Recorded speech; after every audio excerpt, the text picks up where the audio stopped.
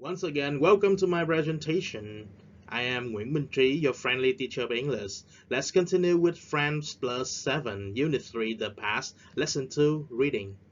Một lần nữa, chào mừng quý thầy cô, quý phụ huynh cùng các học sinh đã quay trở lại với bài giảng điện tử của thầy. Chúng ta sẽ tiếp tục với giáo trình tiếng Anh 7, Friends Plus, với đơn vị bài học số 3, The Past, bài học số 2, Reading. Thầy là Nguyễn Minh Trí, một giáo viên đang công tác tại thành phố Hồ Chí Minh, giảng dạy bộ môn tiếng Anh. Một lần nữa chào mừng mọi người đến với bài giảng của thầy. Chúng ta sẽ tiếp tục ở slide tiếp theo. The name of our lesson today is Reading Museum Exhibits. The objective is also very clear.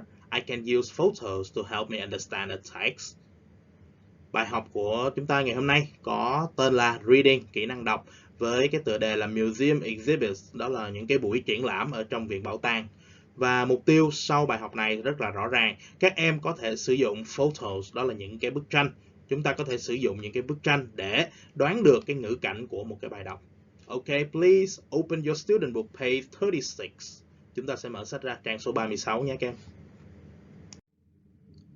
Before we begin our lesson, I have a warm-up activity for all of you. Trước khi chúng ta bắt đầu cái nội dung bài học mới, thầy có một cái hoạt động để chúng ta khởi động nhé. Okay, look at the board. Think about an exciting place for a school trip. Chúng ta hãy nghĩ về một cái nơi mà nó hấp dẫn, nó thú vị. Exciting place for a school trip. Để chúng ta đi cùng với lại các bạn của mình ở trong lớp ha, và ở trong trường. Yes. What you think is a suitable way, is a suitable place for a school trip? Chúng ta nghĩ xem cái nơi nào là cái nơi hợp lý để cho tổ chức một cái chuyến đi cho toàn trường. First of all, it should be large enough, right?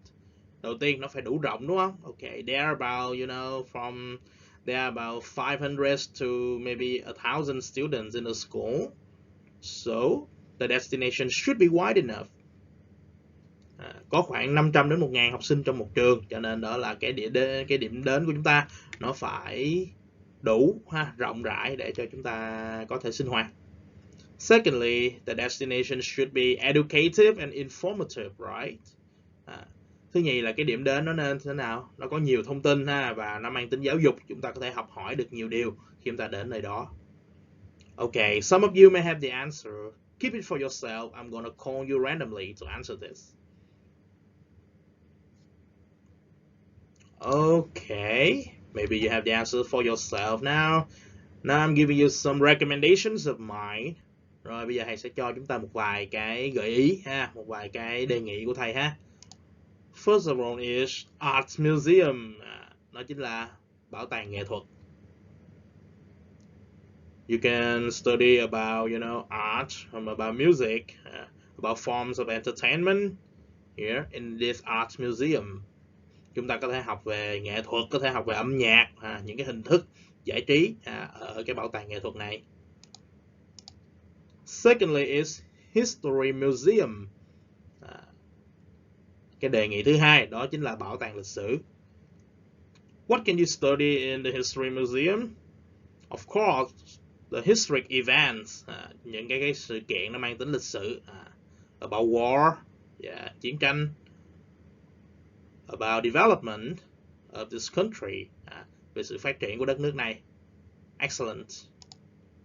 And the last recommendation for you is the zoo. Wow, an exciting place, am I right? The zoo, what can you study at the zoo? Of course, it's about the flora and fauna of a specific area, right? Chúng ta có thể học về cái hệ thực vật hoặc hệ động vật của một cái khu vực nhất định nào đấy. Anything else? What can you learn at the zoo? Of course, about the habitats of the animals. Chúng ta có thể học về, đúng rồi, chính xác, habitats, đó là cái môi trường sống của các loài động vật. Excellent. Let's move to exercise 1. Look at the photos, answer the question, then read the reports and check your answers. So, in this slide, there are 3 pictures for you to observe. Chúng ta hãy nhìn vào những cái tấm hình này, sau đó chúng ta trả lời những câu hỏi và hãy đọc những cái bản báo cáo, và sau đó chúng ta kiểm tra lại xem là cái câu trả lời của mình có đúng hay không. Okay, how many pictures are there? Chúng ta có bao nhiêu tấm hình đây? Yeah, how many photos are there? There are 3 photos for you to observe. Chúng ta có 3 tấm hình để quan sát ha. So what are they about? Let's take a look at the questions. Chúng ta cùng xem xét những cái câu hỏi xem. Người ta hỏi chúng ta gì về những cái bức hình này ha. Okay. What are the objects in the photos? Những cái đồ vật ở trong những cái bức hình này là gì? What are the objects? Những đồ vật ở trong những các bức hình này. Yes, the first picture, what is it? Okay. Clothes. Chính xác. Quần áo đầu tiên nói về quần áo. Clothes. And the second is a bone.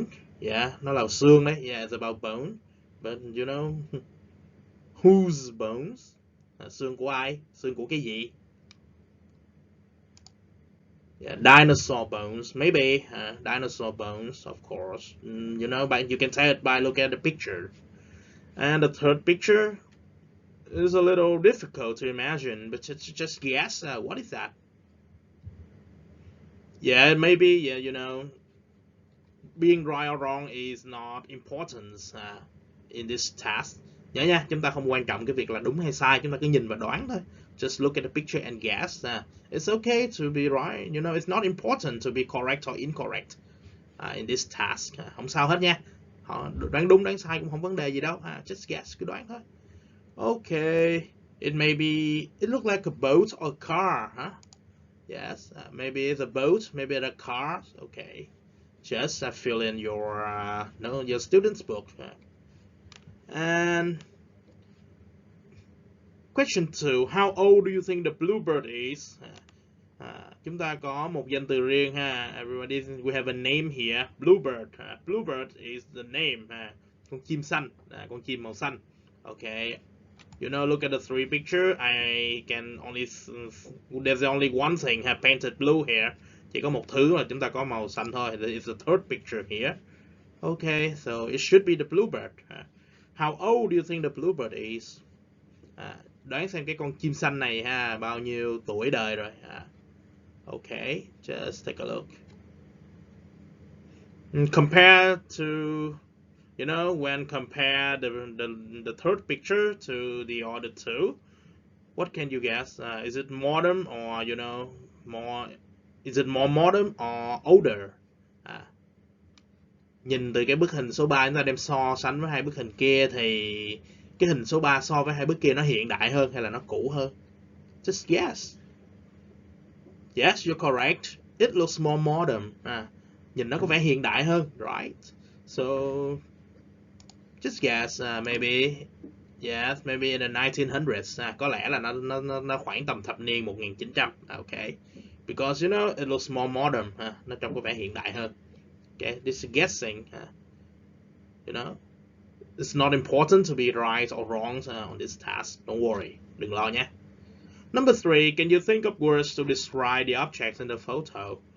Okay, chúng ta nhìn vào hình. Look at the picture. They are on your book too. Then then you can see them in your student's book. Look at them to have a more specific view.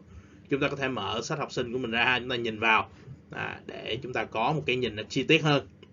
Okay, can you think of words? Có thể nghĩ được từ nào để miêu tả những cái đồ vật này không? The first picture, is yellow. What do you think? Yeah, it looks like it's expensive, right? And a little fancy. Maybe a royal person wear it. Có thể là nó cũ tuy là nó cũ nhưng mà thực sự chúng ta nhìn thấy nó có hoa văn màu vàng. Okay. And in the old day, wearing yellow or gold may express your wealthiness. Những cái ngày cũ mà chúng ta mặc hồi xưa chúng ta mặc cái đồ màu vàng mà vàng có vàng ánh kim như thế này thường là gia đình quyền quý hoặc là hoàng tộc thôi. So I give 2 adjectives here, fancy and royal. The second, dinosaur bones. Of course, it should be big. Khủng long mà, okay? Dinosaurs.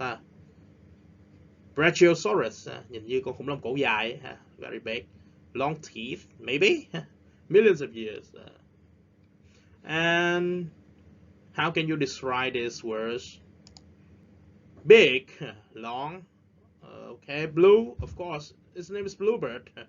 Old and fast, maybe, okay.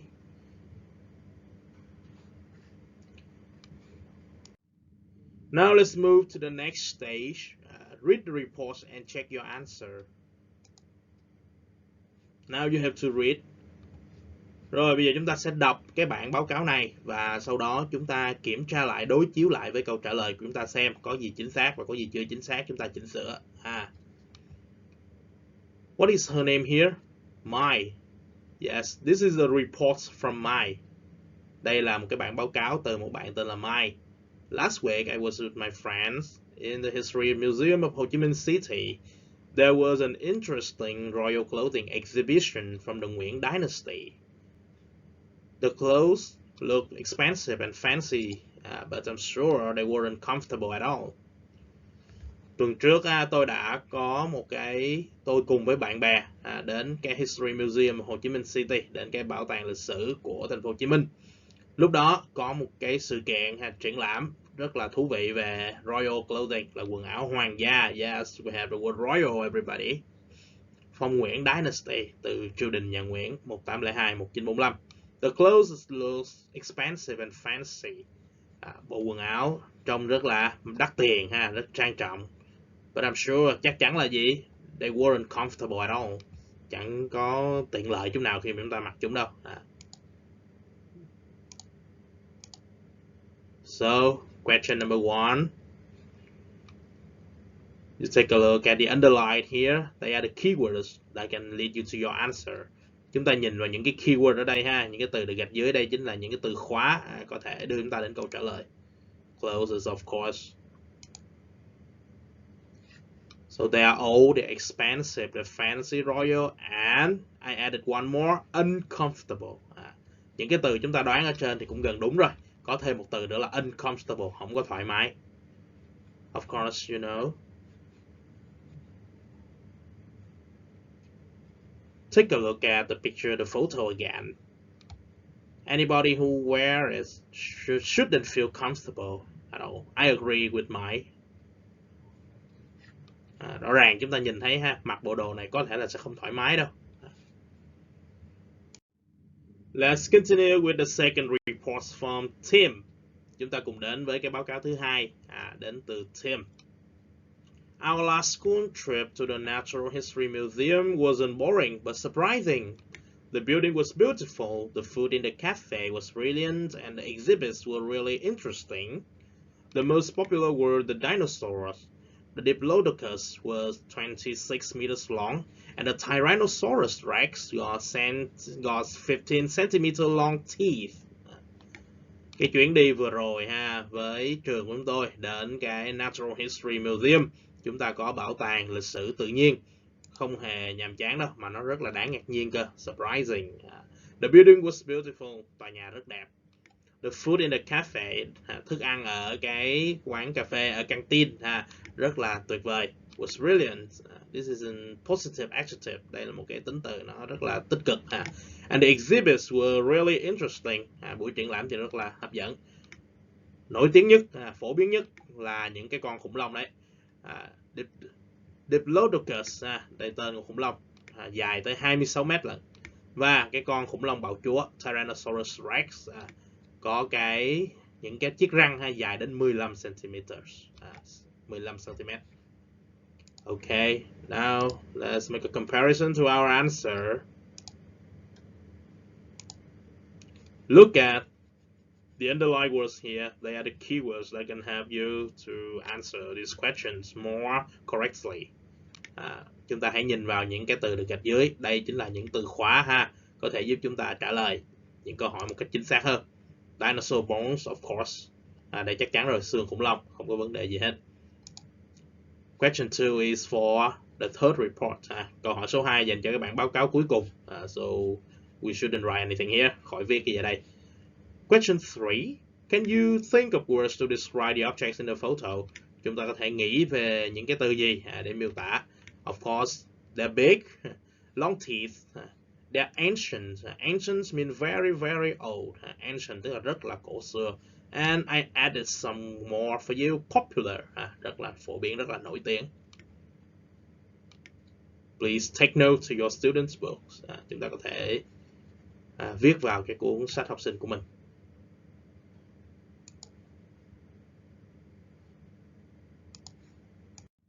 Last but not least, this is the third report from Chess.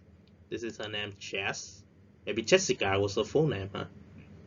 My school trip to a farm was terrible. There weren't any exciting animals and the cafe wasn't very good, but it was great fun at the National Motor Museum last week. There were many cars and motorbikes in the collection. Bluebird, the fattest car in the 1964, was my favorite. Was it strange? Yes. It was very big and long. Chúng ta đến với cái bản báo cáo số 3 của một bạn tên là Chess. Cái chuyến đi của tôi đến cái nông trại rất là khủng khiếp, was terrible. You remember this adjective? Chúng ta nhớ cái tính từ này không? Yes, you learned it from the vocabulary lesson. Đã học được tính từ này từ cái phần vocabulary, từ vựng mà chúng ta đã học đấy. The first lesson, bài học đầu tiên. Không có cái con vật nào thú vị cả, chẳng có con vật nào thú vị, và cái căng tin, cái quán cà phê thì cũng chẳng có tốt lắm. Nhưng mà rất là vui ở cái National Motor Museum, viện bảo tàng xe máy quốc gia, motor. Last week, vào tuần trước. There were many cars and motorbikes. Có rất nhiều xe hơi và xe gắn máy trong cái bộ sưu tập này. Đặc biệt Bluebird. Yes, we have the name Bluebird. Đó là cái chiếc xe nhanh nhất vào năm 1964, in 1964. Chiếc xe nhanh nhất. Was my favorite. Đó là cái chiếc xe mà tôi ưa thích đấy. Was it strange? Strange. We have the word strange. Nó có lạ không? Yes, it's strange. It was very big and long. Nó rất là to, rất là dài. Okay. So, let's compare it to our answer. Here. Number one, what are the objects in the photos? Look at the underlined words here. They will lead you to the correct answer. Đây chính là những từ khóa đưa chúng ta đến cái câu trả lời đúng. So, it's not a boat. This time, I can make sure. Lần này có thể chắc chắn rồi. I can make sure it's not a boat, it's a car. Okay, it's a car. Second, how old do you think the Bluebird is? Now we have the exact answer. Bây giờ chúng ta đã có cái đáp án chính xác luôn. 1964. Okay, number three. Can you think of words to describe the objects in the photo? Chúng ta có thể dùng những cái từ gì, những cái tính từ gì để miêu tả đi xem. Okay. Here, big, long, it's blue, it's old, it's fast, and I added one more, it's strange. Yes, nó có lạ không? You know, look at the design. The design is very human. Just kidding. Nhìn vào cái thiết kế của nó xem. Of course, the design look very strange.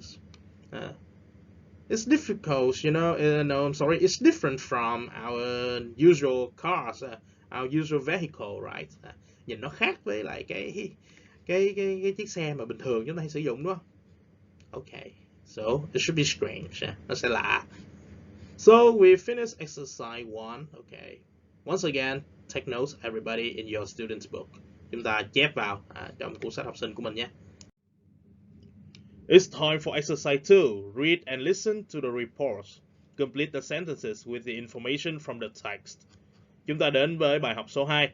Thì ở bài tập số 2 này, yêu cầu của chúng ta đó là read and listen. Chúng ta sẽ đọc và lắng nghe những cái bản báo cáo một lần nữa.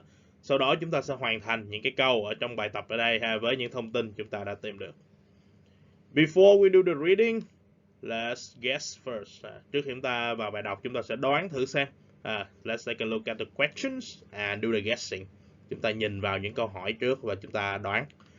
Number one, exhibition was in the History Museum of Ho Chi Minh City.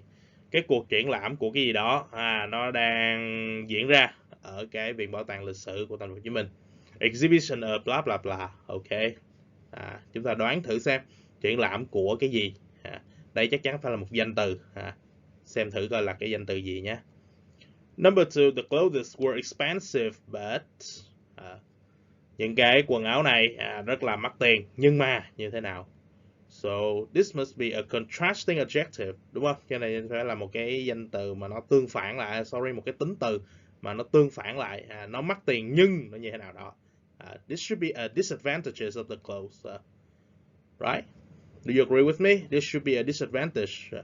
Đây sẽ là một cái bất lợi của những cái quần áo này. This should be a disadvantage of the clothes. Có lẽ nó chật quá hay là nó như thế nào đó. Number 3, Tim was happy with the food. Tim rất là hài lòng, rất là vui với đồ ăn. At the, ở cái nơi nào đó. This should be a place. At the, another place, a location, một cái nơi chốn nào. Number 4, blah blah blah and blah blah blah are both types of dinosaurs. There are 2 blanks here. Ở đây có 2 chỗ trống. What should be in the blanks? Maybe a name. Do you agree with me? Chắc là phải là một cái tên nào đó để điền vào đây. Tại vì sao? Cái gì đó, cái con gì đó và con gì đó đều là 2 loại khủng long. Có lẽ là cái tên nó sẽ hợp lý hơn. Number 5, the wasn't a very interesting place. Cái nơi nào đó không phải là nơi hấp dẫn. Another location for you. Một cái nơi chốn nào đó nữa. 6, blah blah blah was a very fast car. Đây là một chiếc xe hơi rất là nhanh. What can be placed here? Cái gì có thể ở đây nhỉ? Maybe another name. Chắc là một cái tên gì đó. Maybe a brand name. Mercedes. Có thể là tên một cái thương hiệu. Mercedes chẳng hạn. Ví dụ như thế. In the blah blah museum. This is the name of the museum, of course. Đây chắc chắn là tên viện bảo tàng rồi. Okay, now when you do the reading, I'll play the audio file for all of you to follow. Khi chúng ta làm bài đọc, thầy cũng sẽ mở cái file audio lên để chúng ta có thể theo dõi luôn. Now pay attention, everybody. Unit 3. Reading. Exercise 2. Seeing history. What was the last museum you were at? Was it good? What was your favourite exhibit? Send us your reports of the best things to see on holiday this year. Last week I was with my friends in the History Museum of Ho Chi Minh City. There was an interesting royal clothing exhibition from the Nguyen Dynasty, 1802 to 1945. The clothes looked expensive and fancy, but I'm sure they weren't comfortable at all. Tim, our last school trip to the Natural History Museum wasn't boring, but surprising. The building was beautiful, the food in the cafe was brilliant, and the exhibits were really interesting. The most popular were the dinosaurs. The Diplodocus was 26 meters long, and the Tyrannosaurus Rex got 15-centimeter long teeth. Jess. My school trip to a farm was terrible. There weren't any exciting animals, and the cafe wasn't very good. But it was great fun at the National Motor Museum last week. There were many cars and motorbikes in the collection. Bluebird, the fastest car in 1964, was my favourite. Was it strange? Yes, it was very big and long.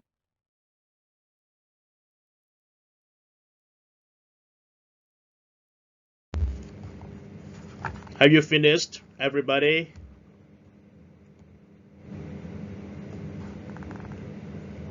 Okay, khi chúng ta đã hoàn thành xong, now it's time for checking. Đến lúc chúng ta kiểm tra lại nhé. Number 1, the exhibition of, I extract the audio here so that you can listen to the specific information. Thầy đã trích dẫn những cái audio chúng ta vừa nghe thành từng cái câu chứa những cái thông tin cụ thể và chúng ta có thể tìm được cái kết quả. So, let's listen. Last week, I was with my friends in the History Museum of Ho Chi Minh City. There was an interesting royal clothing exhibition. Okay. When looking at your student book, you will see that the exhibition of there was an interesting royal clothing. Có một cái cuộc triển lãm quần áo mà của hoàng gia, quần áo của hoàng tộc ở Viện Bảo tàng Lịch sử Việt Nam. Viện Bảo tàng Lịch sử Thành phố Hồ Chí Minh. Now it's time for question 2. The clothes were expensive, but let's listen. The clothes looked expensive and fancy, but I'm sure they weren't comfortable at all. Okay, chúng ta nhìn vào cái câu cuối cùng. It's the last sentence of the reports from my. The clothes look expensive and fancy, but I'm sure they weren't comfortable. Không hề thoải mái. There's another adjective for it with the prefix un. Chúng ta đưa tiền tố un vào. Có nghĩa là không có thoải mái. Uncomfortable. Now, question 3 is about Tim's report. Now let's move to Tim's report. It's about dinosaur. Let's listen. Tim. Our last school trip to the Natural History Museum wasn't boring, but surprising. The building was beautiful. The food in the cafe was brilliant. It is at the beginning of the text of Tim's report. Nó ở phần đầu của cái bản báo cáo của Tim. Chúng ta có thể nhìn thấy lại một lần nữa ha. Tim was happy about the food. Tim rất là hài lòng với đồ ăn. Thức ăn thì nó ở đâu? The food in the cafe. Yes. Đồ ăn ở trong quán cà phê, ở trong căng tin. At the location. Nơi chốn nào đây nè? The Natural History Museum. Ở Viện Bảo tàng Lịch sử Quốc gia. Đấy. Rất là chính xác. Now question 4, blah blah blah and blah blah blah are both types of dinosaur. Let's listen where you get that information. Chúng ta xem coi mình lấy được thông tin này ở đâu. The most popular were the dinosaurs. The Diplodocus was 26 meters long, and the Tyrannosaurus rex got 15-centimeter long teeth. Rồi, vậy rõ ràng chúng ta có được hai cái tên ở đây. There are two names for you. First of all, the Diplodocus. And the second, Tyrannosaurus rex. Đây là tên của hai con khủng long, là hai loại khủng long. Now, it's time for number 5. The blah blah was in a very interesting place. Okay, no more Tim's reports. Now let's move to Jessica's report. Let me see. Let's listen. Where can you get that information? My school trip to a farm was terrible. There weren't any exciting animals, and the cafe wasn't very good.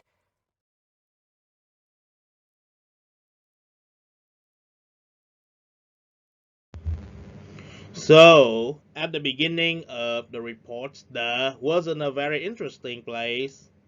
The farm. Excellent. It's the school trip to a farm was terrible. Cái chuyến đi của trường học đến cái nông trại này rất là dở, rất là khủng khiếp. Cho nên ở đây cái nông trại này không phải là một cái nơi thú vị. The farm wasn't a very interesting place. And it's time for number 6. Was a very fast car in the museum? In the first blank, I think some of you may guess the answer. Chắc một số bạn cũng đoán ra được rồi ha. Let's see. Now let's listen to the sentence. But it was great fun at the National Motor Museum last week. There were many cars and motorbikes in the collection. Bluebird, the fastest car in 1964. Yes, at the middle, ở giữa, at the middle of the report, ở giữa của cái bài báo cáo này, chúng ta sẽ được nhắc đến về một cái loại xe hơi rất là nhanh. And the name of it is Bluebird. Tên đó là Bluebird. It was a very fast car in the, we have National Motor Museum. Excellent everybody. Ở đây chính là viện bảo tàng về động cơ ha, động cơ thì động cơ xe máy, động cơ xe hơi của quốc gia, viện bảo tàng động cơ quốc gia. And everybody, we finished exercise 2. Please take note to your student book.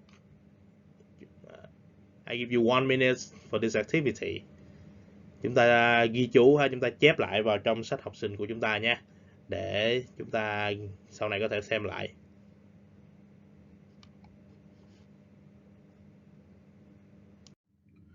Okay, everybody, it's time for the extra exercise, true or false. Chúng ta đã đến lúc làm cái bài tập thêm nói về true, false, đúng hay là sai. Everybody, based on the text in your student's book, chúng ta nhìn vào cái đoạn ha, bài đọc ở trong cái student book của mình, sách học sinh của mình, and answer this question, decides if they are true or false. Quyết định những câu này đúng hay là sai. If they're false, we have to correct them. Nếu mà sai, chúng ta sẽ phải sửa. Number 1, my thinks that the clothes were uncomfortable to wear. Mai nghĩ rằng những cái quần áo này không có thoải mái để mà mặc. Yes, look at the text. Last week I was with my friends and I'm sure they weren't comfortable at all. Look at the underlined sentence here. Nhìn vào cái câu mà đã được gạch dưới ở đây. So you can have your answer already. Có lẽ chúng ta đã đưa ra được câu trả lời rồi. What's your answer? False, of course. Trong cái bài đọc thì ở đây they weren't comfortable. But in the sentence, my things were comfortable to wear. So incorrect. The correct sentence should be she thinks they were uncomfortable. Cô ấy nghĩ rằng chúng không có thoải mái đâu. They weren't comfortable at all. Question 2. Tim said the Tyrannosaurus Rex was 15 centimeters long. Tim nói rằng con khủng long bạo chúa này dài 15 centimeters. Okay, dài 15 centimeters. Take a look at the text again. It got 15 centimeters long teeth. So, ở đây nói rằng trong cái báo cáo thì nói rằng răng của mấy con này dài 15 centimeters. Not the whole body of them. Không phải là toàn bộ cơ thể đâu. So, it's false. It's teeth. Okay. The fact is, its teeth were 15 centimeters long, not the whole body. Chỉ có răng mới dài 15 cm thôi, không phải toàn bộ cơ thể. Very good. Let's continue the true false section. And question number 3. Jessica's trip to the farm wasn't very nice. Chuyến đi của Jess đến cái nông trại này có vẻ là cũng không có dễ thương lắm, không có tốt lắm. Okay, take a look at the text. My school trip to the farm was terrible.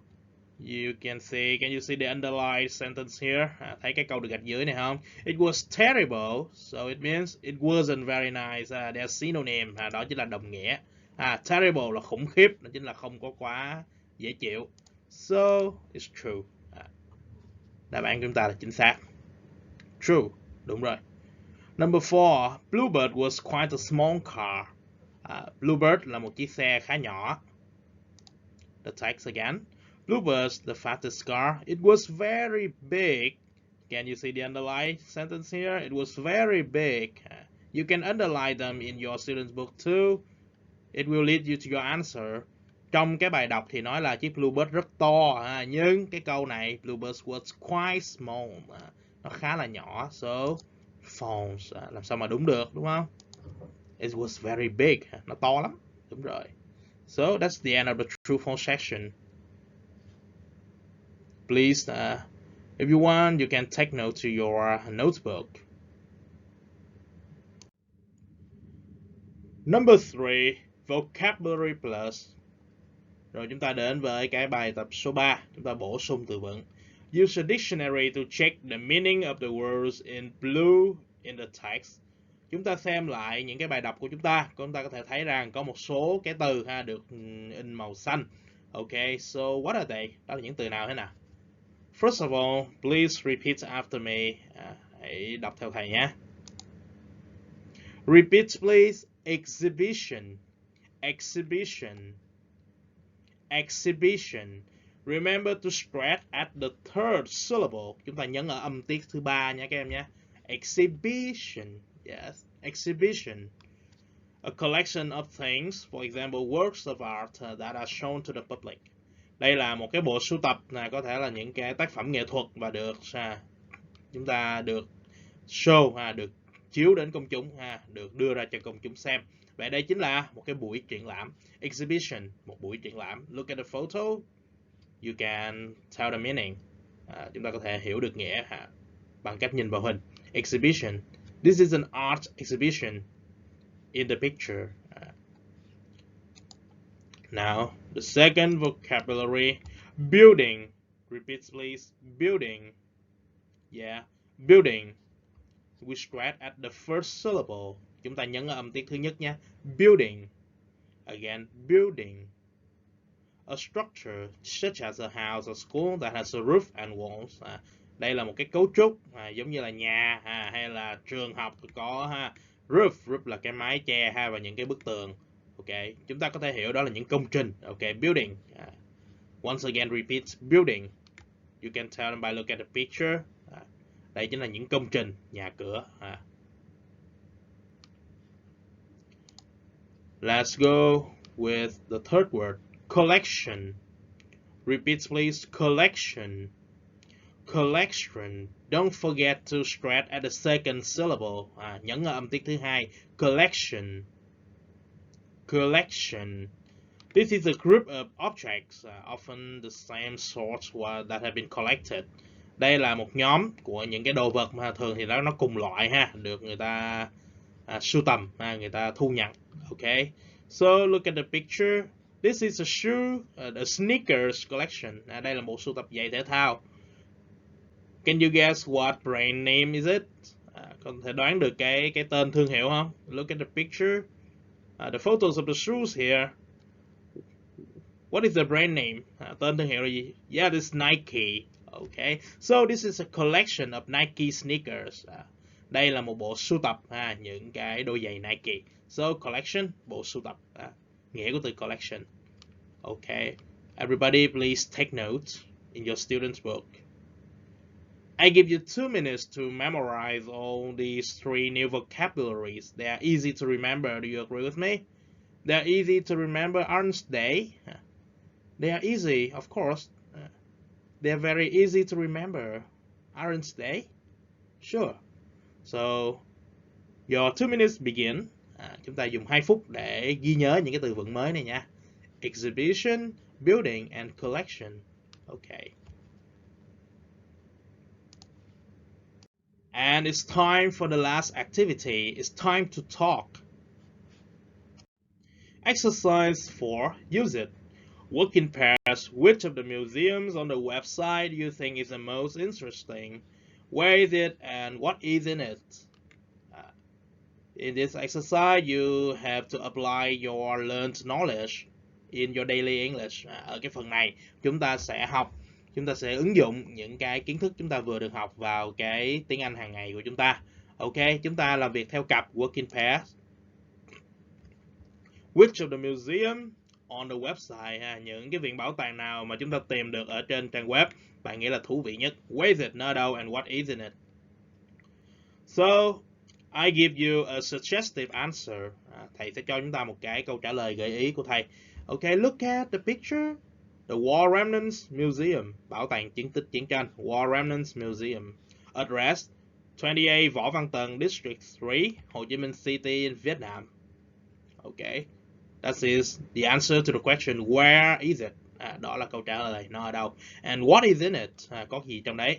It contains exhibits relating to the First Indochina War and the Vietnam War. Okay.